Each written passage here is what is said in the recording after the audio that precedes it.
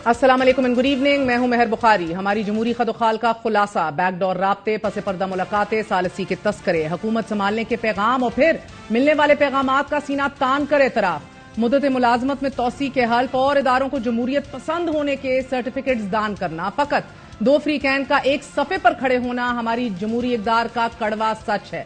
सियासत का हर बाब इस सच का जामिन है।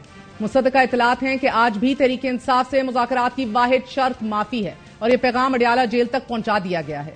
इमरान खान एस्टैब्लिशमेंट को खुद मुज़ाकरात की पेशकश करने के बावजूद फिलहाल माफी की शर्त को पूरा करने के लिए तैयार नहीं है। बलूचिस्तान में नून लीग की क़यादत में मखलूत हुकूमत कायम थी। मखलूत हुकूमत में मुस्लिम लीग नून की 2 इत्तेहादी जमातें, खैबर पख्तूनख्वा मिली अवामी पार्टी और नेशनल पार्टी शामिल थीं। उस वक्त के वजीर आला बलोचिस्तान सनाउल्लाह ज़हरी के खिलाफ तहरीक यकायक कामयाब हुई और रात गए नून लीग की अपनी हुकूमत में बलोचिस्तान की हुकूमत जाती रही। बलोचिस्तान की हुकूमत के खात्मे से फकत एक दिन कबल जरदारी साहब ने डंके की चोट पर यह दावा किया कि वह हुकूमत गिराना और बनाना दोनों जानते हैं। नून लीग को दूसरा बड़ा झटका पीपीपी ने सेनेट के इलेक्शन में दिया। चेयरमैन सादिक संजानी के खिलाफ हिज़्ब इख्तिलाफ की जमातों की जानिब से पेश की जाने वाली तहरीक अदम एतमाद ऑपोजिशन की अक्सरियत के बावजूद नाकाम हुई। सादिक संजानी के खिलाफ तहरीक के हक में 50 वोट आए, जबकि इसकी कामयाबी के लिए 53 वोट दरकार थे और यूं सादिक संजानी चेयरमैन के ओहदे पर बरकरार रहे। तब कबूलियत के मेयार कुछ और थे। सो बैकडोर रवाबित में किरदार जरदारी साहब ने अदा किया।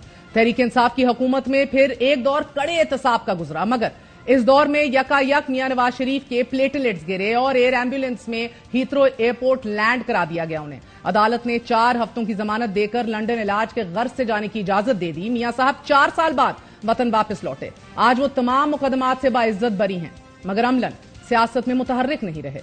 मियां साहब की रवानगी और वतन वापसी का सफर अरेंज कैसे हुआ, यह अब खुला राज है, जिसका पर्दा और कोई नहीं, खुद मुस्लिम लीग नून के सीनियर रहनुमा उठा रहे हैं।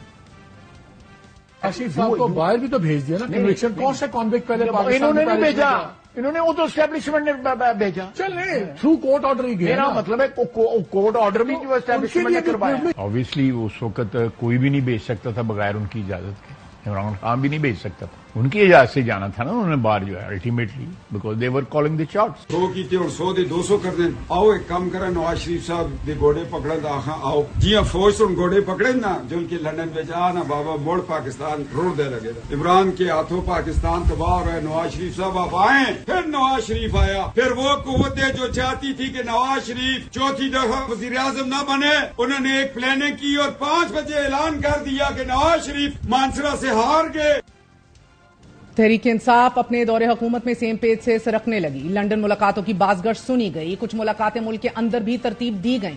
उस वक्त के DGISPR major general Babar Iftikhar ने मुस्लिम लीग नून के रहनुमाओं की अस्करी क़यादत से मुलाकात की तस्दीक करते हुए कहा कि साबिक गवर्नर सिंध मोहम्मद जुबैर ने army chief general Qamar Javed Bajwa से 2 मुलाकातें की हैं। DGISPR का यह कहना था कि army chief general Qamar Javed Bajwa से दोनों मुलाकातें मोहम्मद जुबैर की दरख्वास्त पर हुई और ये मुलाकातें मुस्लिम लीग नून के कायद नवाज शरीफ और उनकी साहबजादी मरियम नवाज से मुतल्लिक थीं। मुलाकात में DGISPR lieutenant general ISI lieutenant general Faiz Hamid भी मौजूद थे। पहली मुलाकात अगस्त 2020 के आखिरी हफ्ते में और दूसरी मुलाकात 7 सितंबर 2020 को हुई। ताहम मरियम नवाज ने मुतअद्दिद बार मीडिया के सामने तरदीद की कि नवाज शरीफ के किसी नुमाइंदे ने आर्मी चीफ से मुलाकात नहीं की। मरियम नवाज और खुद मियां साहब ये दावा करते रहे कि हम झुकेंगे नहीं, ये तो बहुत आसान काम है जिसमें हाथ जोड़ने पड़ते हैं, जूते साफ करने पड़ते हैं।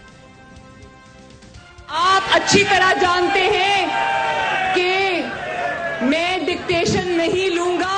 कहने की कीमत क्या होती है, ओवर माई डेड बॉडी कहने की कीमत क्या होती है। मुसीबतें बर्दाश्त कर रहे हैं लेकिन झुक नहीं रहे। वो रास्ता मुझे आता है, वो रास्ता बहुत सारे लोग आज भी लेते हैं और वो रास्ता बहुत आसान है। उसमें सिर्फ आपको हाथ जोड़ने पड़ते हैं, उसमें सिर्फ आपको अपनी सेल्फ रिस्पेक्ट कुर्बान करनी पड़ती है, उसमें सिर्फ आपको जूते साफ करने पड़ते हैं। जबकि उन्हीं दिनों मरियम नवाज के तर्जुमान मोहम्मद जुबैर इन मुलाकातों की तस्दीक कर रहे थे। लंदन प्लान हमारी पॉलिटिकल हिस्ट्री का नैरेटिव बन गया कि जी लंदन में सब मिलते हैं और प्लान होता है। मुझे ये पता है, I can be very very 100% sure about it, कि मार्च में वोट ऑफ नो कॉन्फिडेंस का वो जो फाइल किया गया था, तकरीबन 2 महीने पहले जनवरी में जनरल बाजवा की बातचीत शुरू हो गई थी और हमने सुना था कि उनकी मुलाकात 1 या 2 मुलाकातें भी हुई हैं नवाज शरीफ साहब के साथ। इन मुलाकातों के बाद जुबैर साहब की वाज़ेह हदायत भी सामने आ गई। नवाज शरीफ साहब ने वाज़ेह हदायत दी कि अब उनकी जमात का कोई भी रहनुमा जो है 7 पर्दों के पीछे मुलाकातों का तमाम तर खेल जो है वो बंद करेगा और कोई ऐसा खेल नहीं होना चाहिए। आज के बाद कोई भी बंदा अस्करी और मुतल्लिका एजेंसियों के बंदों से मुलाकातें नहीं करेगा। लेकिन गुज़िश्ता रोज ही इंकशाफ सामने आया है कि ये मुलाकातें तो 1.5 साल से हो रही थी। गुज़िश्ता रोज ख्वाजा आसिफ ने इस बात की तस्दीक की है कि जनरल फैज ने मियां साहब से का यह पैगाम दिया कि आप जून तक पंजाब और दिसंबर तक हुकूमत संभालने की तैयारी करें। लेकिन यह मुलाकात कहां हो रही थी और कब हो रही थी, ये दिलचस्प तरीन पहलू है। ख्वाजा आसिफ कहते हैं कि अप्रैल 2019 में यह मुलाकात हुई, वो भी सिटिंग चीफ के सुसर के घर।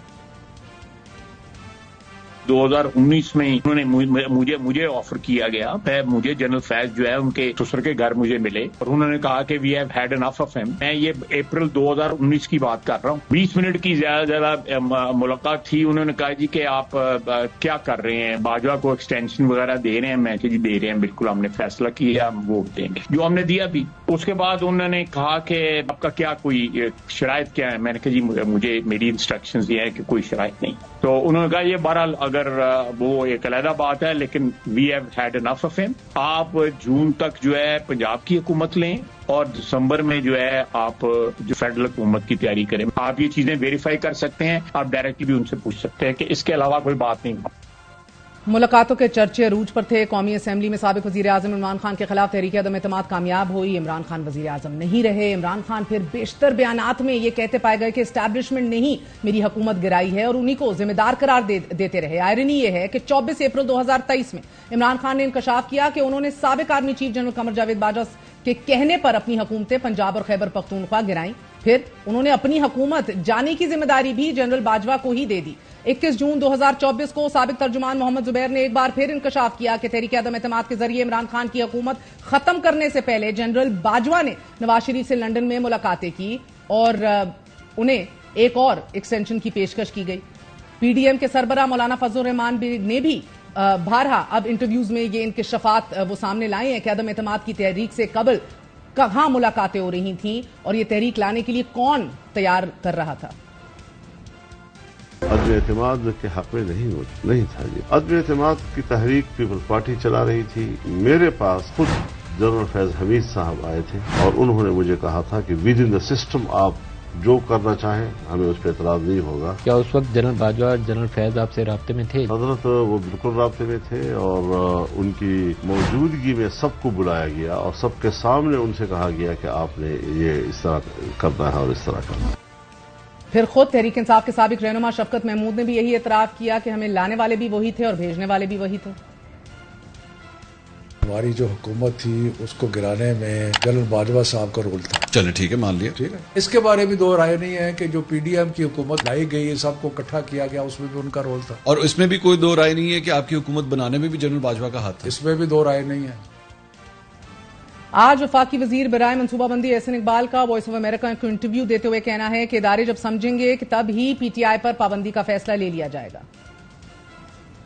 जो इदारे हैं वो इस पर सबूत जब उनके पास होगा और वो समझेंगे कि आइन और कानून के तहत they have a strong case, तो they can always move forward. और इसको हुकूमत किसी नोटिफिकेशन के जरिए नहीं कर सकती। उसका एक तरीक़ेकार है। जो मुख्तलिफ वजारत दाखिला हैं और उसके इदारे हैं वो इन तमाम शवाहिद का जायजा ले रहे होंगे। लेकिन पाबंदी लगे या ना लगे, एक बात तयशुदा है कि पीटीआई की सियासत इस वक्त पाकिस्तानी रियासत के मफादात पे बराह रास्त हमलावर है। इसी हवाले